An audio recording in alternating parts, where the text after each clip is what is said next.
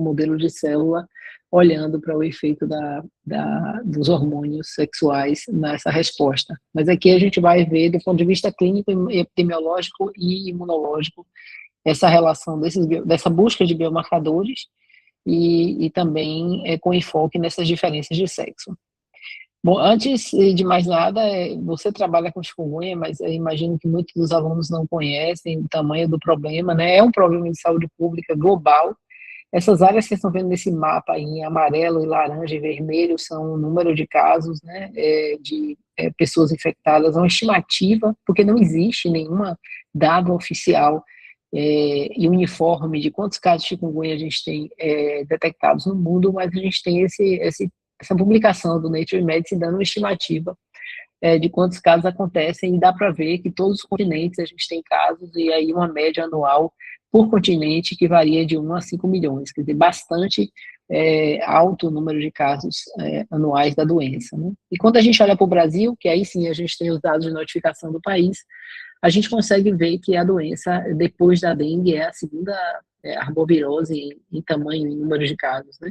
Superando em muito a Zika. Se vocês olharem aí a quantidade de casos de chikungunya comparada à Zika, ela é 40, 50 vezes mais casos suspeitos de chikungunya, comparado aos casos suspeitos de Zika. Esse gráfico de baixo traz uma ideia para a gente, que está em roxinho aqui, traz uma ideia para a gente de como é que está essa distribuição ao longo do tempo, né? O vírus entrou no Brasil aí em 2014, 2015, e a gente consegue ver claramente uma tendência de elevação no número de casos, e essa elevação não é só numérica, não, ela também é espacial, né? Antigamente os casos ficavam restritos aqui à região do Nordeste, principalmente Bahia e Ceará, e hoje a gente vê uma expansão nos últimos anos para a região Sudeste e também para Centro-Oeste.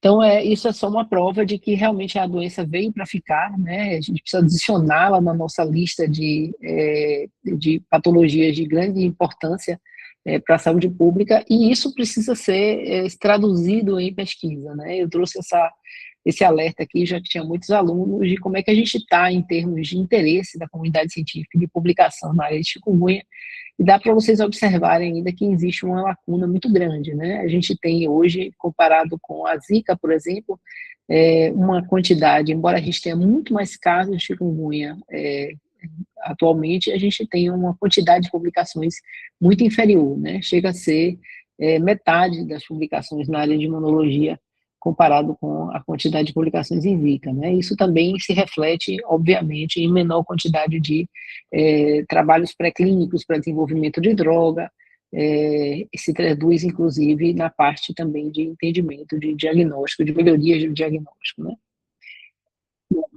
Vamos agora olhar um pouco para o que a gente tem de dados mesmo, né, sobre mortalidade e morbidade. Antes de falar dos dados de mortalidade, eu queria chamar a atenção para uma coisa que há pouco a gente sabe, mas a letalidade da chikungunya, ela chega muito perto da dengue, né? Se a gente pegar os dados aqui de casos suspeitos do parnel de arbovirose do Ministério da Saúde, a gente vai ver que a gente tem uma média, nos últimos 3 anos, de 5 a 10 casos de óbito por chikungunya a cada 10 mil casos suspeitos, o que é mais ou menos o que também acontece com a dengue, né? Mostrando que a doença, ao contrário do que se imaginava inicialmente, não é uma doença indolente, né? Ela tem risco de óbito, e isso precisa estar em nosso radar.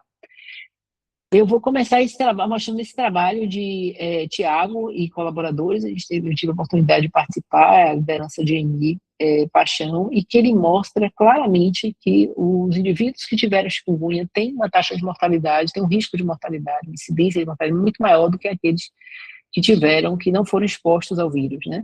E quando a gente olha essa outra figura ao lado, que a gente consegue separar por causa, a gente vê que essas causas estiveram associadas a doença cerebrovascular, a doenças renais, doenças isquêmicas cardíacas, diabetes. E o que é muito interessante, ela não se restringe àquela fase aguda da doença, como a gente observa com a dengue, né?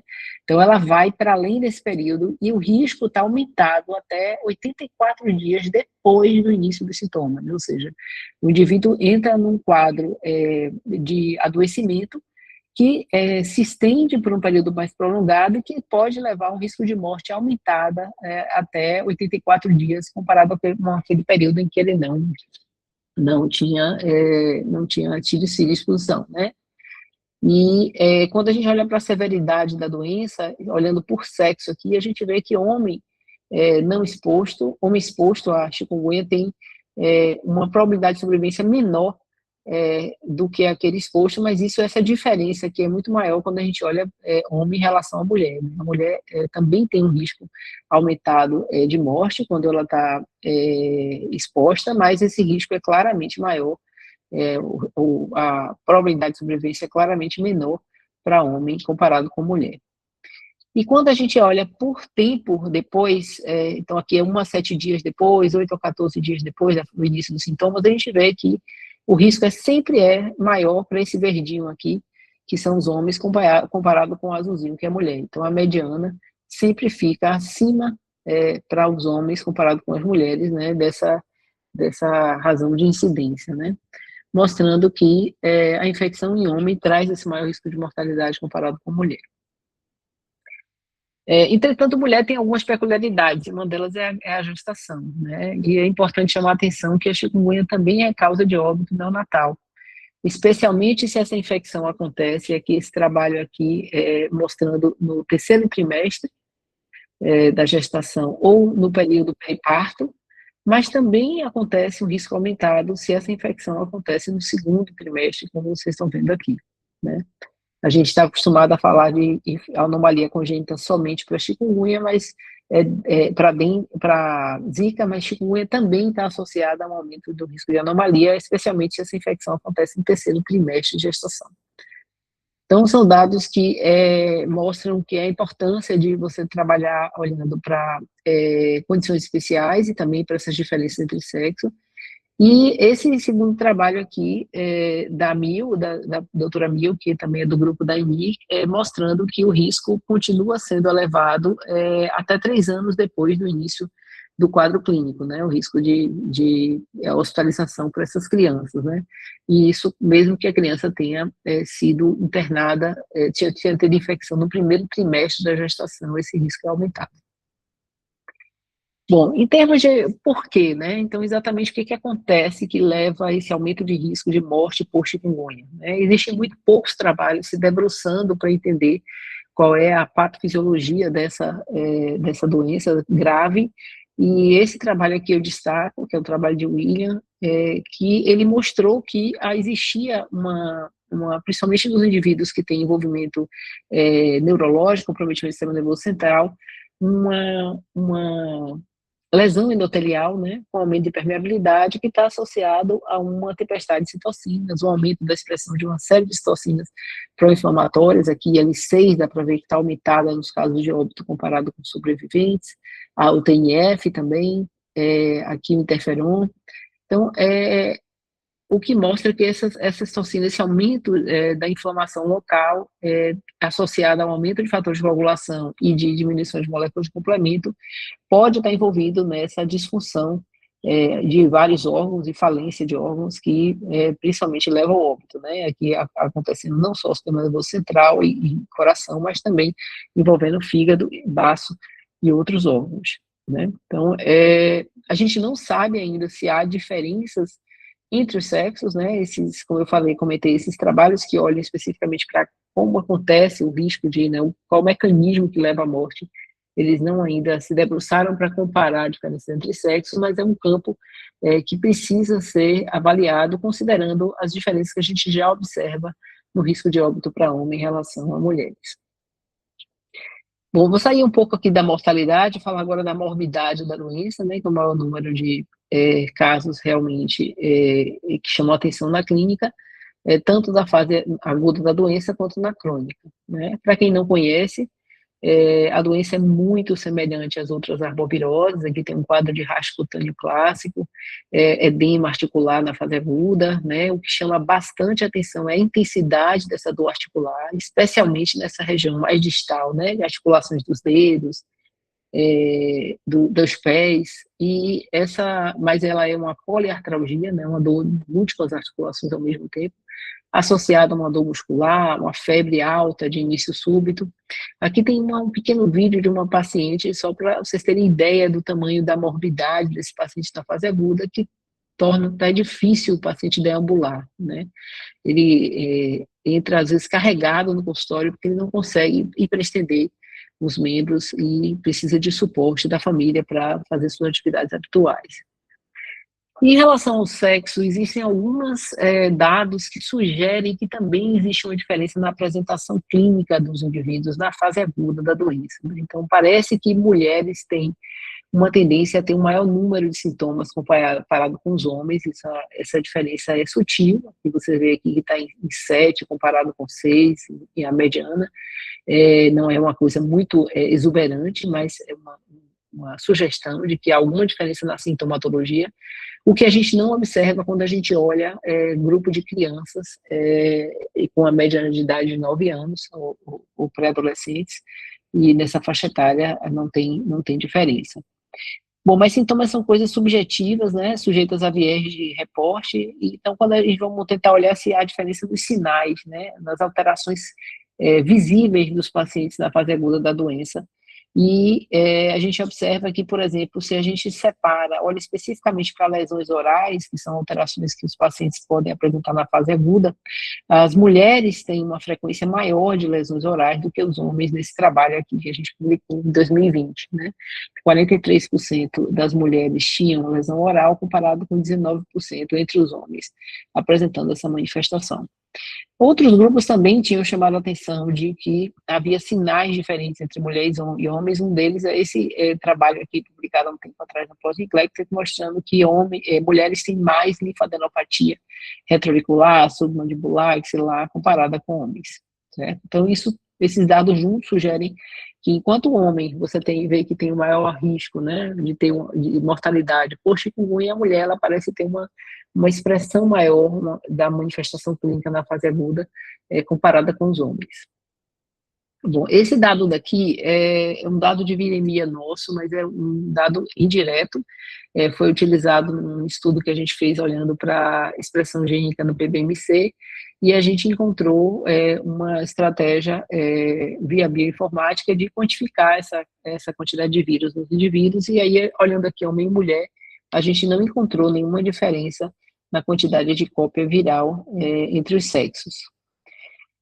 E saindo agora da fase aguda e olhando para a fase crônica, né? Então, tentando entender o que pode estar associado à diferença entre sexo. Então, para quem não conhece, o chikungunya, ele tem um risco de fazer uma manifestação clínica prolongada. A gente diz que o indivíduo entrou numa fase crônica quando ele tem sintomas de chikungunya que persistem para além de 3 meses, e esses sintomas podem durar meses a anos. Vocês estão vendo aqui imagens de pacientes com quadro de edema de membro inferior 1 ano depois, do que das mãos, e isso pode ser mensurável, inclusive, por ultrassom, né? E o que é muito interessante do ponto de vista de pesquisa, porque a gente consegue dar uma objetividade, né? Quantificar, avaliar de uma forma mais objetiva a presença dessas alterações, né? Agora pode não ter o edema e ter somente a dor articular, que inclusive pode ser bastante intensa. Um outro ponto interessante em relação a essa doença, essa arbovirose, que também coloca ela nesse grupo de vírus que dão sintomas para além da fase aguda, é que ela tem uma frequência alta de pessoas que acabam persistindo doentes, né? Ao contrário do que se pensava inicialmente, ela não é uma doença onde a maioria das pessoas resolve. Ela pode ter uma taxa de cronicidade que varia aqui, nessa imagem que está em verde, aqui dos recuperados, em vermelho os crônicos, ela varia na nossa casuística aqui, nas cores que a gente acompanha e de outros colegas, ela vai variar entre 30% a 70% de pessoas que persistem sintomáticas por 1 ano depois do início da fase aguda. Com uma ligeira predileção para mulheres para desenvolver essa forma crônica da doença.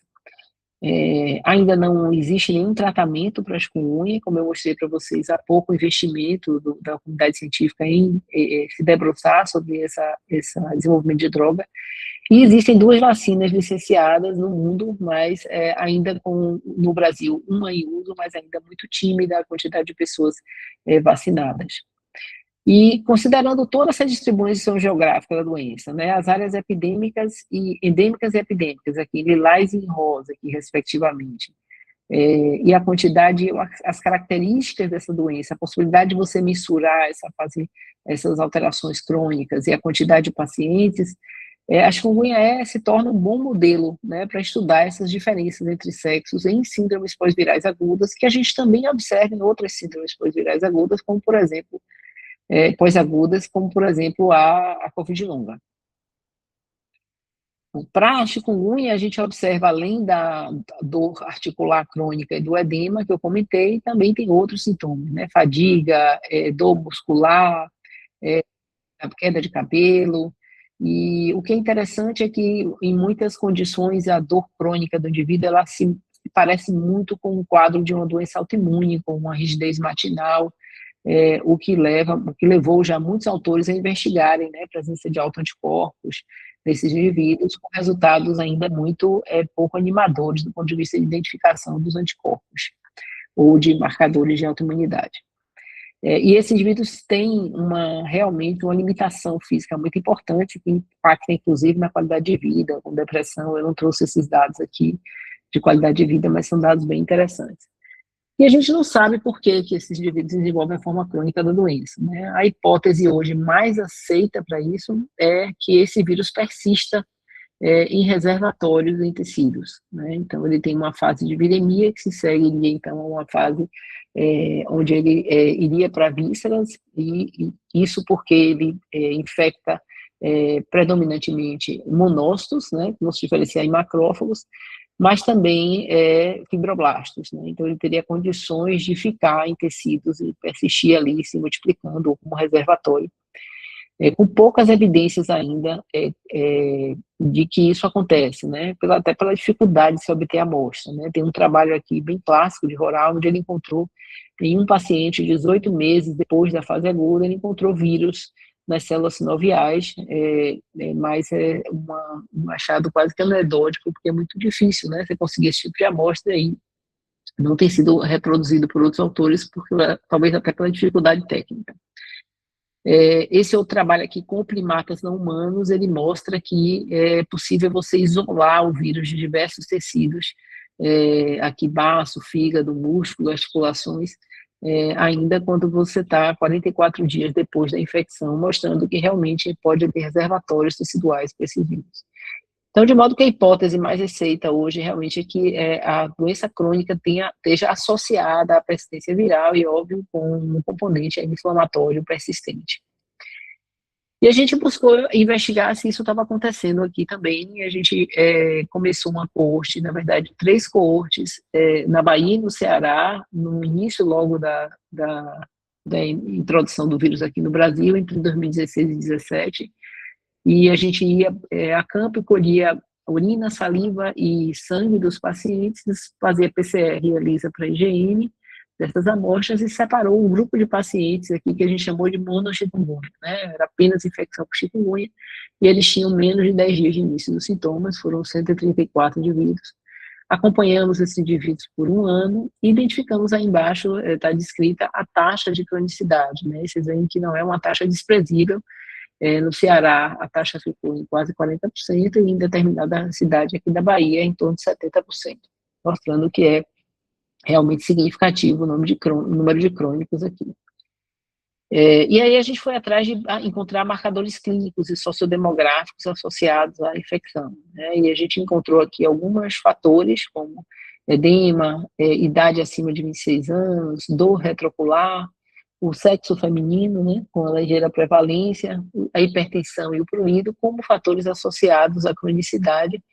Esses fatores já haviam sido descritos em outros trabalhos de outros colegas, né? Aqui o trabalho de Moura, de 2012, também encontrou uma predileção por sexo feminino, ligeiramente maior, né? 1,3 aqui. O Sissoko e colaboradores encontrou a hipertensão como fator de risco, e edema também já tinha sido identificado, então aqueles que têm edema têm menor chance de recuperar. E o que a gente fez, na verdade, foi fazer uma análise multivariada, considerando esses fatores todos, para desenvolver uma calculadora que permitisse ao clínico olhar desde a fase aguda se o indivíduo estava sob risco de desenvolver essa forma crônica da doença. Essa calculadora está disponível online, eu coloquei aqui o QR Code às vezes não funciona, então eu coloquei o endereço, Shira, porque o S não sei se vocês são da época mais jovem igual a gente, que tinha o He-Man, agora o He-Man está de volta no cinema, né, mas assim, o Shira seria o acrônimo, né, do sexo, hipertensão, edema, R é retroocular pain, do retroocular, e o A é do age, a idade acima de 23 anos. E o indivíduo, e marcando aqui essas características aqui do lado, aparece um valor que acima de 5,5 a gente considera que tem maior risco de desenvolver forma crônica da doença. Essa calculadora a gente derivou numa coorte com acurácia de mais ou menos 80%, e a gente buscou uma coorte externa do professor Rivaldo, lá em Feira de Santana, para fazer uma validação, e encontrou nessa coorte uma acurácia de 76%, que é muito interessante, considerando que a gente não tem nenhum gasto, né? A gente não está fazendo nenhuma medida, nenhuma análise biológica para ter custo a mais, né? Uma calculadora simples para uso realmente em campo. O que nos chamou a atenção é que, embora a sensibilidade fosse bem interessante, a especificidade poderia melhorar, já que ela oscilou aqui entre 58% a 76%. Então, isso também sugere para a gente que existem diferenças nesse mecanismo de doença durante a fase aguda, e que essas diferenças podem estar associadas com a cronicidade. Os marcadores que a gente descreveu compõem um grupo de marcadores também já visto por outros autores, mas também outros marcadores já foram sugeridos, como, por exemplo, a doença multissintomática, então, ou poliartralgia, né, afetando muitas articulações, ou a intensidade da artralgia ou a viremia elevada, e poderiam ser fatores associados a maior risco de desenvolver chikungunya crônica. E outros fatores moleculares também já foram investigados, né? Algumas citocinas, quimiocinas, têm sido investigadas como marcadores de prognóstico, sugeridas, mas ainda são sempre estudos baseados em moléculas pré-selecionadas e que carecem de uma validação externa, né, na população para além daquela que desenvolveu o estudo. De modo que a gente ainda não tem um marcador biológico, um marcador laboratorial que ajude a gente a diferenciar quem cronificou e quem recuperou.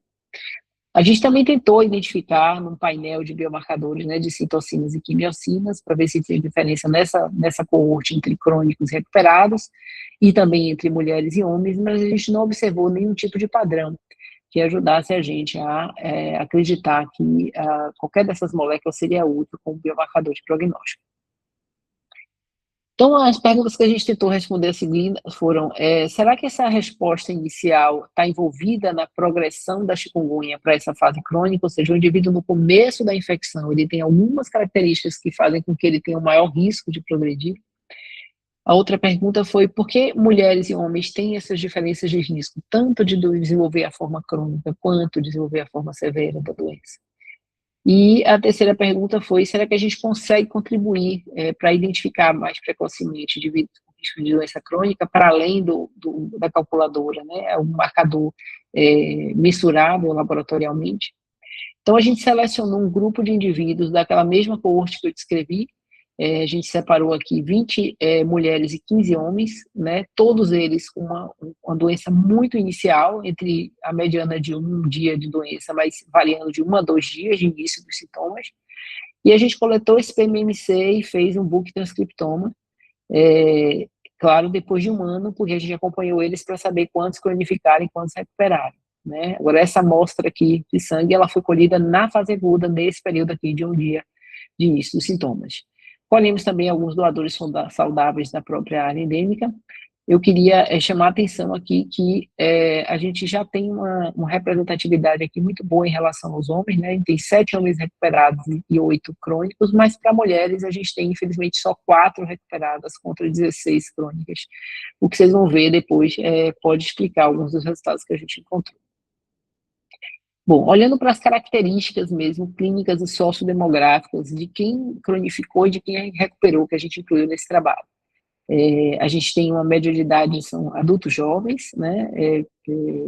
Já chamei a atenção para essa predileção das mulheres no grupo dos crônicos, o início dos sintomas muito agudo e o tempo de doença tardio, todos eles positivos no PCR.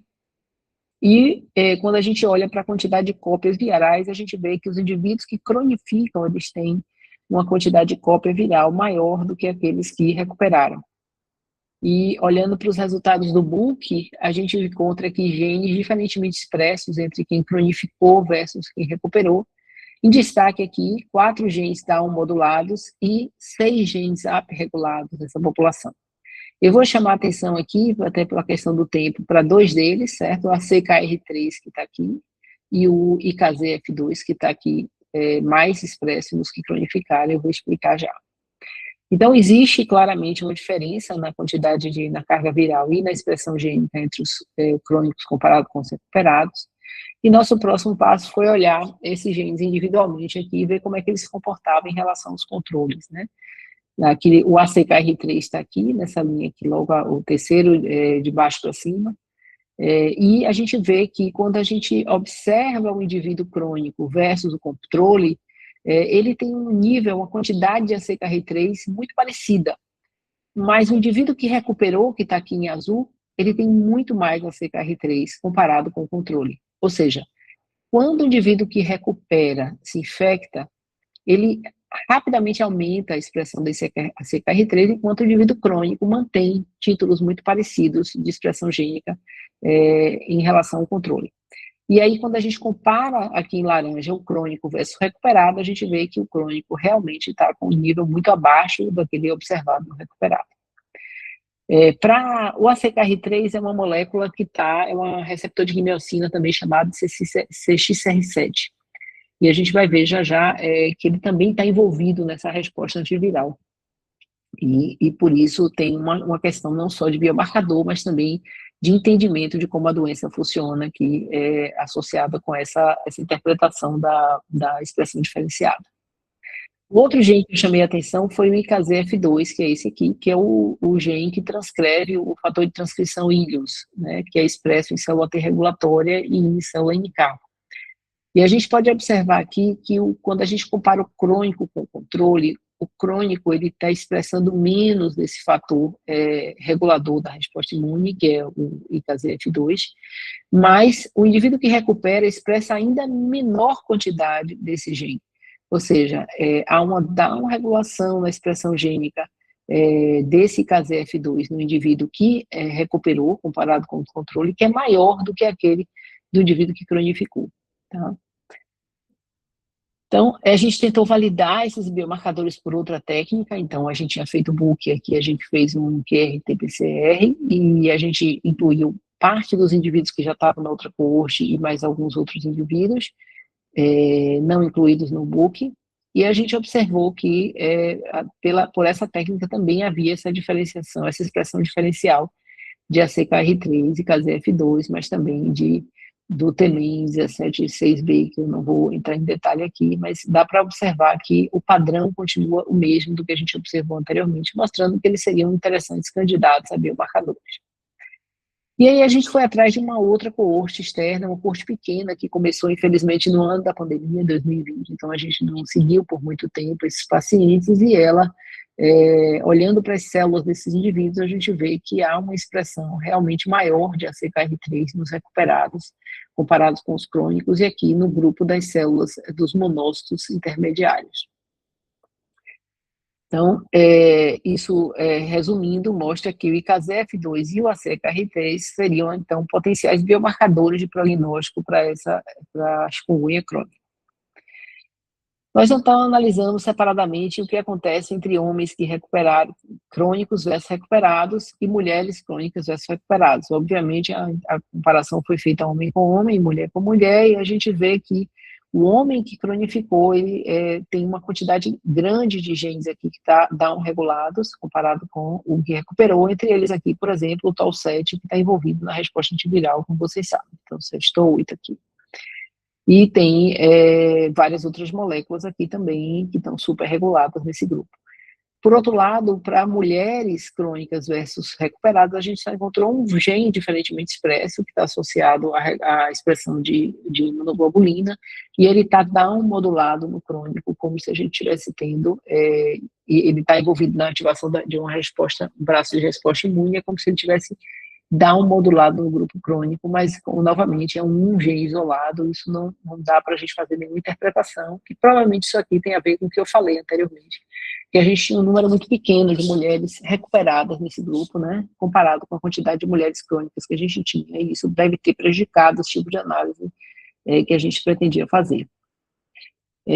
Nessa análise de vias, diferentemente expressas entre homens e mulheres, a gente vê que quando a gente olha para os homens, enquanto os homens crônicos versus recuperados, eles têm uma down-regulação dessa resposta inflamatória de gama, de interferon alfa e de sinalização de TNF, as mulheres têm vias de regulação gênica na direção oposta para esses genes, né, sugerindo que talvez existam mecanismos diferentes de regulação dessa resposta de cronicidade em homens e mulheres, mas, novamente, chamando a atenção para os dados de mulher, da ponderação, a gente só tem encontrado um gene, mesmo aparecendo vias diferentes, a gente tem que imaginar que talvez isso precisa de uma validação ainda, né?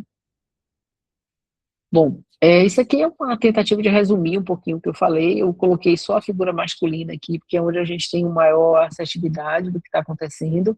Então, como eu já comentei antes, o monócito é um alvo dessa infecção por chikungunya, né? Ele se infecta e ele pode servir como uma espécie de cavalo de Troia para a disseminação do vírus para os tecidos. E o monócito expressa esses receptores de quimiocina, o ACKR3, que é o CXCR7, e o CXCR4. O que acontece é que esses receptores, o ACKR3 funciona como um scavenger para o CXCL12, que é o ligante. Então, quando ele está presente, ele sequestra esse CXCL12 aqui e impede a interação com o CXCR4. E o que a gente observa aqui no indivíduo que recupera é que a expressão desse ACKR3 aumentando, ela vai estimular mais essa via de ligação do CXCL12 com o ACKR3. Isso vai ter provavelmente um efeito downstream de aumentar a quantidade de macrófagos M1, que a gente já sabe que é o que acontece em secundário a essa ativação do ACKR3 por outros estudos, e isso leva a bloqueio na migração desses monócitos para os tecidos. Por outro lado, no indivíduo crônico, o que deve acontecer é, como esse ACKR3 não aumenta muito, você tem também uma ligação, uma ativação dessa via do CXCR4, o que leva a um aumento da expressão de citocinas e de moléculas da resposta imune, que levam à diferenciação de macrófago em M2, e isso favoreceria a migração dessas células para os tecidos. A gente também observou essa IKZF2 diferentemente expresso, né, que eu já comentei que ele é expresso por células T regulatórias e NK. E o que acontece é que quando o indivíduo aumenta, o indivíduo crônico, a gente imagina que a expressão desse gene está aumentada e por isso ele tem mais produção de citocinas e moléculas moduladoras, e isso deve contribuir, portanto, para a cronicidade. Então, essas informações parecem estar mais claras para o homem, né, que essa resposta antiviral inicial parece contribuir para a progressão da doença, porque ela é uma resposta que tem tudo para ser mais deficiente, né, é menos capaz de controlar a infecção, mas a gente não tem ainda dados suficientes para fazer conclusão sobre o que acontece com as mulheres, né. A gente fez ainda uma análise sobre que tipos celulares estariam expressando esse ACKR3 e esse KZF2, e a gente viu que, a gente já sabe da literatura que células da resposta imune expressam ACKR3, e entre elas aqui os monócitos e os granulócitos, monócitos em maior quantidade, e principalmente os monócitos intermediários, os não clássicos. E o IKZF2, ele está expresso por Treg e NK, envolvido aqui, seja na estabilidade fenotípica, da imunossupressão, regulação de reatividade, então ele tem um papel muito de modulação mesmo de resposta imune. E a gente foi olhar nos pacientes com chikungunya como é que estava essa expressão, olhando para uma quarta coorte aqui de Anastácio, que é uma cidade do Mato Grosso do Sul, onde a gente pôde acompanhar os pacientes, identificou aqui uma taxa de cronicidade também, e a gente tem aqui, separou, né, mulheres crônicas recuperadas e homens crônicos recuperados. Os recuperados são em verde e os crônicos são em vermelho. O mais escuro são os homens, o mais claro são as mulheres. E dá para ver aqui, por exemplo, que para a CKR3, tanto as mulheres aqui quanto os homens os recuperados têm maior quantidade de expressão desse ACKR3 na superfície dos monócitos intermediários comparado com os crônicos, né? Então, para o ACKR3, a gente não vê aqui uma diferença entre os sexos, mas a gente vê o mesmo padrão de redução da expressão de ACKR3 nos crônicos comparado com os recuperados. E, aparentemente, o monócito clássico também segue esse padrão, mas não tem uma diferença estatística, e para o monoplásico não deu para ver, porque a quantidade era muito pequena. Já o IKZF2, a gente observa um padrão oposto aqui, de aumento, mas somente para homens, né, um aumento da expressão do IKZF2, que é esse fator de transcrição do vírus, que está aumentado aqui, especialmente nas células NK, mas em baixa quantidade nas células TCD4, ou seriam células T regulatórias, o que a gente, de certa forma, esperava, porque a gente está lembrando que a gente está trabalhando com pacientes com um início de sintomas muito recente, né? A gente seleciona pacientes muito na fase inicial da doença, na fase aguda da doença, tiveram confirmação por RT-PCR, e, portanto, isso acaba nos mostrando muito mais a figura do que seria uma imagem, uma resposta mais inata ainda. Então, a gente tem aqui conclusão que o NK expressa mais o vírus nos homens crônicos, comparado com os homens que recuperaram, e a gente tem uma expressão diferencial de ACKR3 nos recuperados versus crônico, que aparece tanto em homens quanto em mulheres. Então, em conclusão, a síndrome viral pós-aguda da chikungunya, ela parece haver diferença entre os sexos. A gente, não só na síndrome pós-viral, mas também na severidade da doença, parece ter, inclusive, uma direção oposta, né? Enquanto a mulher tem essa tendência maior de cronicidade, o homem tem a tendência maior de severidade. A gente observa esses marcadores de prognóstico que são candidatos, né, e que eles aparecem muito precocemente no início dos sintomas, mostrando que talvez mecanismos muito no começo da resposta imunológica, no início da doença, podem ser determinantes para o que vai acontecer em termos de progressão, né, para essa formação desse santuário de células infectadas no tecido, como a gente imagina. E a gente também tem que, talvez, especificamente para os homens, né, está mais claro que parece que essa resposta antiviral mais deficiente que deve estar associado com essa cronicidade. Bom, e aqui eu estaria sendo injusta se eu colocasse a foto de todo mundo aqui, não tem como colocar, eu vou chamar a atenção só de algumas pessoas aqui. Ricardo Cury liderou alguns desses trabalhos comigo, Cristina com outros, Laís, aluna de Ricardo, o Tiago, esse aluno meu aqui que fez boa parte desses trabalhos aqui de epidemiológicos que eu mencionei e que também está envolvido na parte de resposta imune, então igual a mim, ele gosta dos dois lados da moeda. Blenda é uma aluna de doutorado, que tem a tese dela especificamente voltada para essas análises de diferença entre sexo. A Laila, que é nossa citometrista aqui, e a turma de campo aqui, que é uma turma bem raçuda, né? Então, todas as epidemias aí estão colados. Não se iludam, não, eles estão com a cerveja na mão, mas se vocês olharem para trás, eles estão no aeroporto, porque durante a viagem não dá tempo nem de respirar. Bom, mas aí eu não posso fazer agradecimento para as agências financiadoras em decorrência da defesa eleitoral, orientação institucional, que não se fizesse esse tipo de divulgação. Mas nós tivemos algumas agências financiadoras nacionais envolvidas nesse projeto. Bom, eu espero que eu tenha ficado dentro do tempo, que eu estava sem olhar o relógio. Não, perfeito, ficou no tempo e maravilhosa a apresentação. Muito obrigado. E, pessoal, os microfones e as câmeras estão liberadas para perguntas para a doutora Viviane. Se alguém tiver alguma pergunta, quiser levantar a mão ou fazer a pergunta, pode fazer. Eu tenho uma pergunta, doutora Viviane.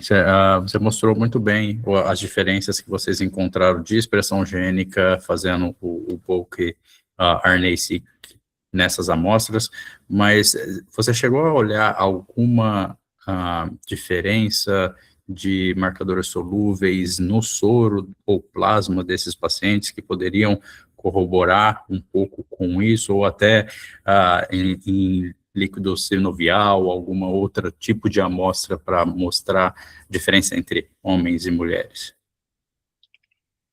Ótimo ponto, Danilo. Eu cheguei a mostrar um heatmap ali talvez não tenha ficado claro, mas a gente tentou identificar no soro esses marcadores que diferenciassem tanto crônico quanto recuperado, quanto homens e mulheres, e não observamos nenhum padrão. Existem vários trabalhos na literatura sugerindo moléculas como marcadores de prognóstico. Esses trabalhos, na verdade, as moléculas variam de um trabalho para o outro, você não encontra o mesmo tipo, né? Até porque também os painéis são diversos, mas o que carece mesmo são de validações externas, né? Quer dizer, é preciso que esses marcadores sejam identificados em coortes distintas e em lugares diferentes para a gente conseguir considerar realmente um biomarcador.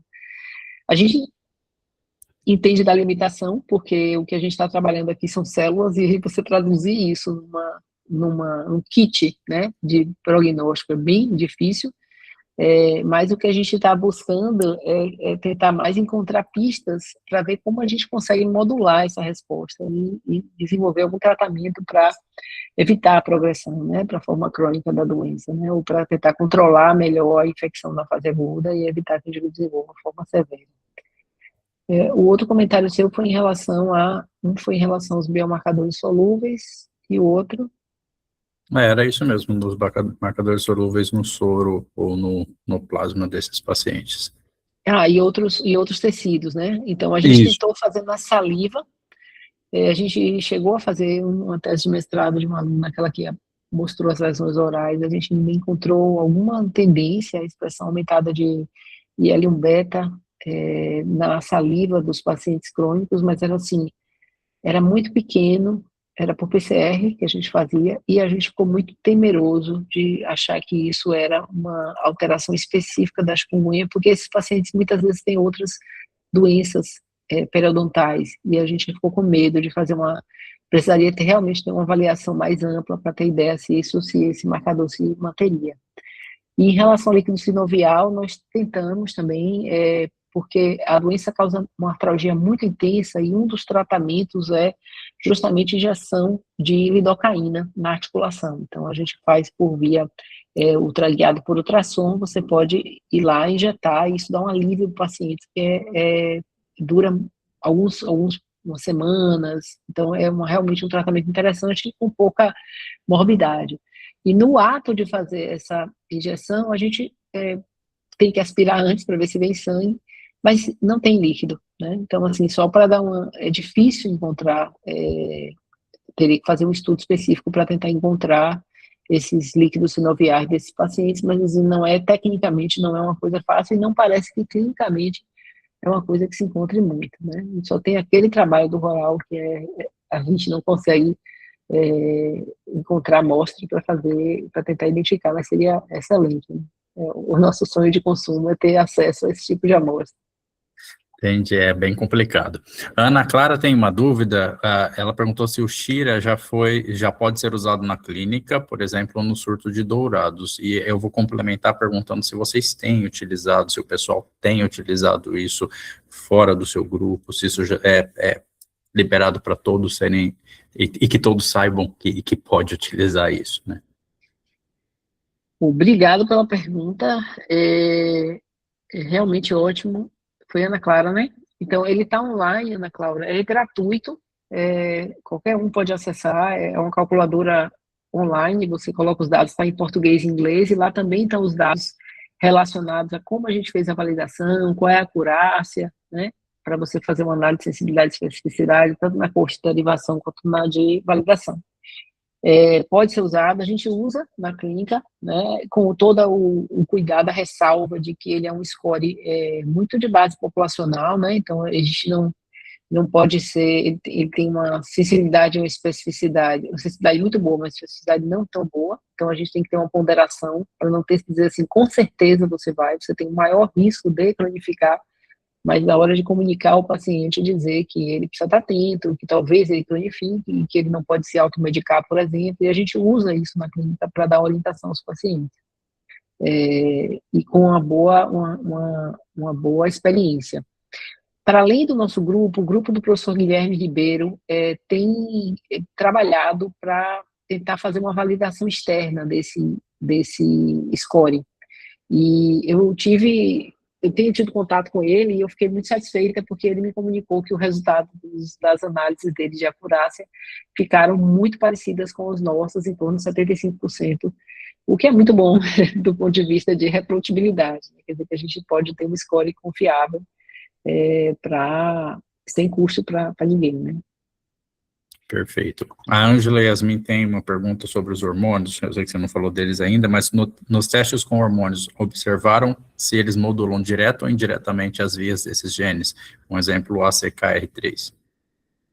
Então, essa parte das moléculas dos receptores de quimiocina, especificamente hormônio, é o que a gente ainda não fez. Cristina Ribeiro, que é aí da USP de Ribeirão, tem um aluno dela, Tiago, que desenvolveu a tese de doutorado dele com um modelo, uma linhagem celular de monócitos, que é o THC1, né? Eu acho que é isso mesmo. E ele fez essa modulação, né? E coloca hormônio masculino, coloca feminino, bloqueia receptor de hormônio, e aí ele vê como o hormônio modula a infecção e como modula a expressão das citocinas e quimiocinas. Mas essa modulação desses receptores é o trabalho da Blenda, que a gente ainda estava no processo de conseguir os reagentes, agora finalmente conseguimos e deve começar nos próximos dias. Mas é a nossa pergunta, viu? É a nossa curiosidade, é ver como é que eles se interagem com essa questão hormonal. Muito obrigada. Perfeito. Tem mais uma pergunta do professor Márcio Nunes. Ele dá os parabéns pela apresentação. Talvez ele tenha deixado passar essa informação, mas além do sexo biológico, outros fatores clínicos ou demográficos foram considerados nas análises de associação? Caso contrário, vocês pretendem cruzar essas informações em estudos futuros para avaliar possíveis interações e seu impacto na evolução para a forma crônica ou mais grave da doença? Obrigado, professor Márcio. Um ponto em relação à questão dos marcadores, eu mostrei brevemente ali uma lista de marcadores que a gente identificou, mas também que outros grupos identificaram. Então, para além do sexo, idade acima de 26 anos, presença de hipertensão, e alguns sintomas como o edema, principalmente o edema, que é um sintoma que está bem associado, quando presente na fase aguda, com o desenvolvimento da forma crônica da doença.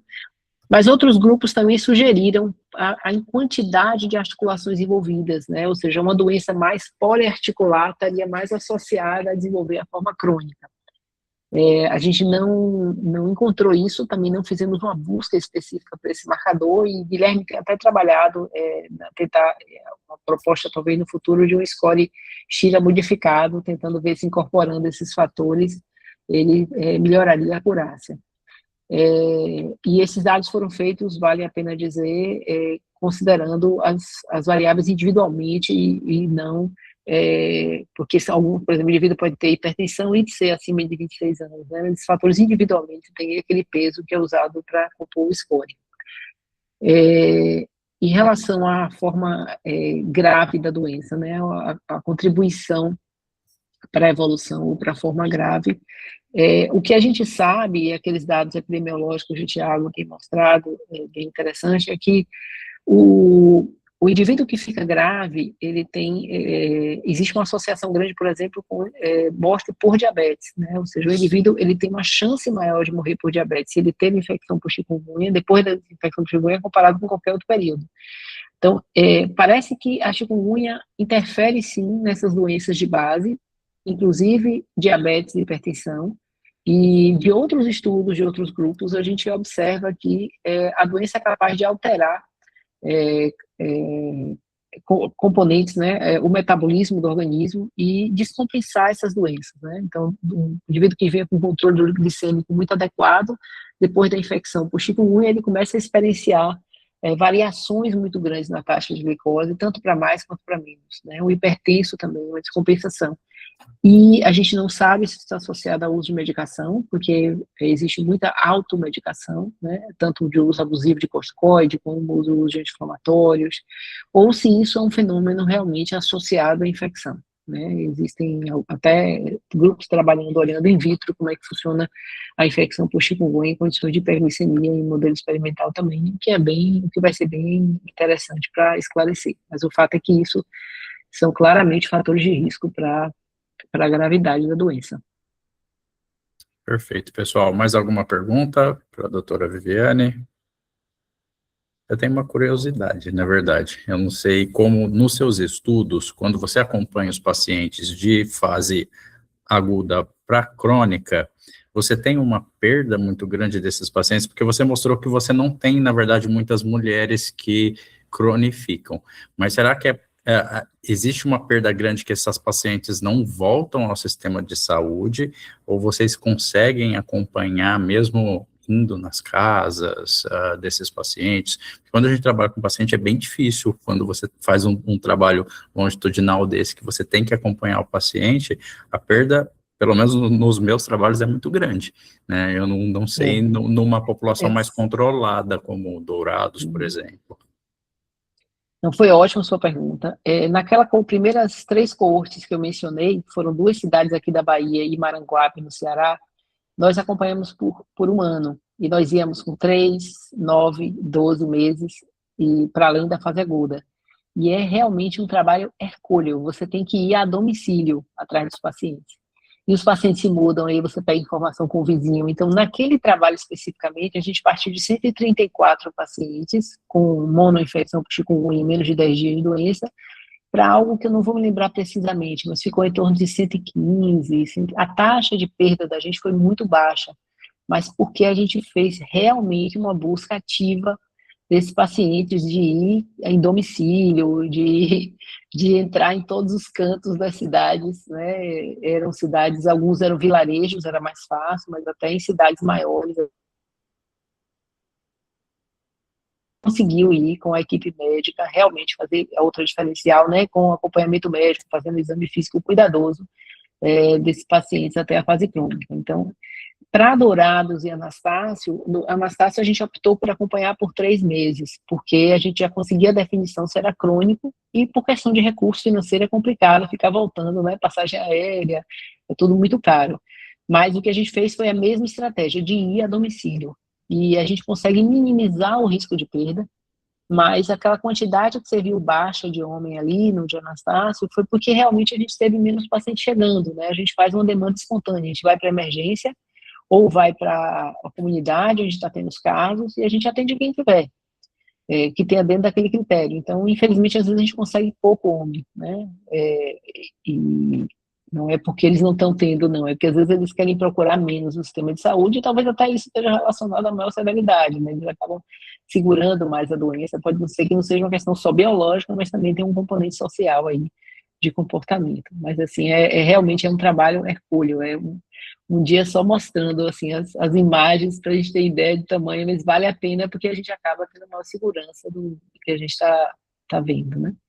Era essa uma outra pergunta que eu ia fazer, porque a gente sabe que o tratamento da dor crônica de chikungunya, ela é muito importante para a evolução da doença para uma fase crônica, né? Então, se esses pacientes realmente não procuram durante essa fase crônica, ou se não é diagnosticado, porque a gente sabe que mulher procura muito mais sistema de saúde do que o homem, né? O homem tende a não procurar mais. Então, eu já tinha visto outros artigos que falam desse viés justamente de você procurar ou não um sistema de saúde e ter uma correlação até para uma cronicidade da doença por não ter procurado o sistema de saúde durante a fase aguda da doença, né? Mas o trabalho de vocês, mas é um acompanhamento mais amplo, porque vocês pegam essa fase aguda, vocês fazem essa triagem inicial desses pacientes também, né? Exato, na verdade, assim, o que você comentou é perfeito. Realmente, os homens, eles tendem a não querer voltar.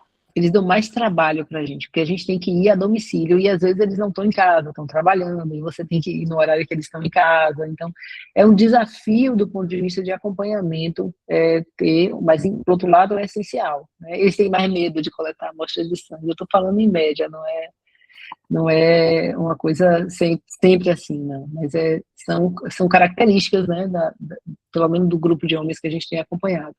Mas o que garante uma maior segurança realmente é essa busca a domicílio. Não adianta a gente ficar na unidade de saúde esperando o paciente vir, porque ele não vai vir. E aí você fica com esse viés, achando que você tem uma população diferente e tal, por isso que toda a informação tem que ser baseada nessa busca ativa em domicílio. Só mais uma pergunta. Eu te falei que esse assunto me interessa demais, né? A parte de você cronificar para uma doença, no seu grupo, nos seus grupos que você estudou dos pacientes, como que é controlado o tratamento para cada paciente? Porque o tratamento ele também pode influenciar até nos marcadores que a gente busca, em marcadores diferentes, né? Então, se um paciente fez um tipo de tratamento, o outro recebeu uma outra medicação, num outro foi para um outro médico indicou uma medicação, talvez um anti-inflamatório mais precoce do que o outro, tem como controlar isso? Ótima pergunta, Danilo. Não tem como controlar. Você vai ver que a gente pega os pacientes muito do início da doença, até para evitar muito o uso de remédio antes da gente avaliar. A gente tem visto um fenômeno, por exemplo, de automedicação com corticoide, que às vezes os pacientes começam a usar corticoide porque o vizinho usou, e usam na fase aguda da doença, o que tem, se acredita, pode estar associado, inclusive, a piora, ao maior risco de cronicidade. Mas a gente tende a pegar muito cedo até por conta disso, PCR é positivo e o paciente não está usando nada. A gente também colhe a amostra dos pacientes na fase crônica, mas a gente não tem trabalhado com essas amostras ainda. E a gente coleta esses dados do que ele está usando, e é muito heterogêneo. Eu não comentei aqui, tem uma pós-doc trabalhando com a dor neuropática, que é a dor que é relativamente frequente na chikungunya crônica, né? Aquele paciente que tem um envolvimento, um comprometimento não só nociceptivo, mas de dor neuropática intensa, e que esse grupo vai usar aí antidepressivo tricíclico, vai usar pregabalina, vai usar, enquanto o outro grupo vai usar corticoide, vai usar anti-inflamatório não hormonal. Então é muito heterogêneo o perfil, e a gente não faz nenhuma, isso não influencia, né, obviamente, na forma como a gente conduz, como a gente trata eles, mas precisa ser considerado se formos olhar para as amostras crônicas, né? Como eu comentei, a gente tem, mas a gente não tem se debruçado ainda para estudar, justamente porque realmente é um desafio, né? Uma variedade muito grande de tratamento e de tempo de tratamento, né? Porque às vezes tem um que você pegou, tem 5 dias de tratado, tem um que tem 3, tem um que tem um mês, então é bem complicado. Até para você ter um grupo mais controlado quando você trabalha com eles, será que não tem algum estudo, eu não sei se já existe um estudo assim, mas será que não daria para fazer um estudo de correlação com desenvolvimento, com medicações que foram utilizadas? Tem na verdade, experiência de experts, né, de que usar corticoide na fase aguda aumenta o risco de cronicidade. Do ponto de vista de racional biológico, faz todo sentido, né? A gente está vendo aí que parece que o indivíduo que controla menos a infecção na fase aguda é aquele que vai cronificar. Se você vai dar uma droga que é imunossupressora, isso vai piorar ainda mais a situação. Mas não tem nenhum estudo onde a gente tenha uma comparação de grupos que usaram corticoide ou não usaram corticoide, para a gente, inclusive, saber se tem algum benefício.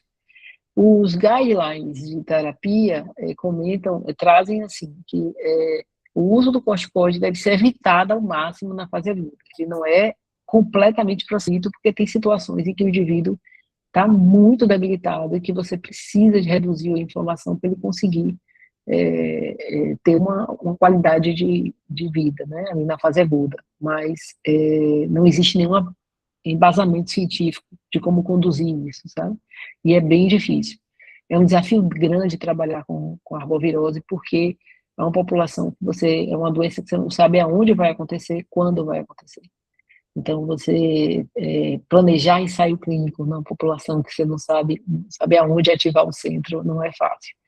São desafios que a gente, como pesquisador que trabalha na área, precisa pensar em soluções, né, e propor essas soluções para que a gente consiga realmente ter desenvolvimento de tratamento para a doença. Perfeito. Pessoal, mais alguma pergunta? Senão eu agradeço novamente, doutora Viviane, pela presença no Viroclube. Obrigada. Convido para participar novamente, as portas estão sempre abertas para participar, não só como uma palestra, mas se quiser participar com a gente, sempre tem uma palestra terça-feira, às 14h, a gente traz uma palestra aqui, de vez em quando a gente muda para segunda-feira também, mas esse horário das 14h são os nossos encontros aqui semanais. Muito obrigado, Danilo. Eu ia sugerir você convidar, como complemento aí, Cristina e Tiago para apresentarem os dados dos efeitos dos hormônios. O trabalho dele está bem interessante, bem bonito. Com certeza, pode deixar que eu vou convidar sim. Muito obrigado, viu? Nada, obrigada a vocês. Até mais, Tchau. pessoal.